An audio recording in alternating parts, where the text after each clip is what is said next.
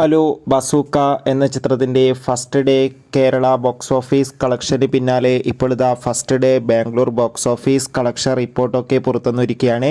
ആ ഒരു അപ്ഡേഷനാണ് ഇന്നൊരു വീഡിയോ ഭാഗത്ത്. വീഡിയോയിൽ കൊനുമ്പ് വീഡിയോ ലൈക്ക് ചെയ്യുക, ചാനൽ സബ്സ്ക്രൈബ് ചെയ്യാൻ വേണ്ടി ശ്രമിക്കുക.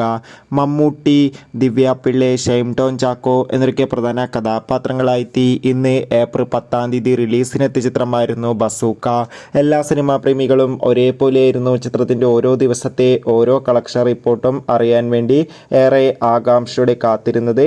ഫൈനലി ബസൂക്ക എന്ന ചിത്രത്തിൻ്റെ first day Bangalore box office collection റിപ്പോർട്ടൊക്കെ പുറത്തുവന്നുകൊണ്ടിരിക്കുകയാണ്. ഇന്ന് ആദ്യ ദിവസം ബാംഗ്ലൂരിൽ അത്യാവശ്യം മികച്ചൊരു ബുക്കിംഗ് ആയിരുന്നു ചിത്രത്തിന് നടന്നിട്ടുണ്ടായിരുന്നത്.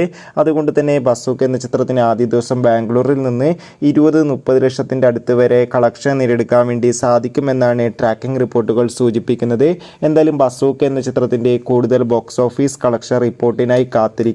ചിത്രം കണ്ടവരുടെ അഭിപ്രായം കമൻറ്റ് ചെയ്യുക. കൂടുതൽ സിനിമാ വാർത്തകൾക്കായി ചാനൽ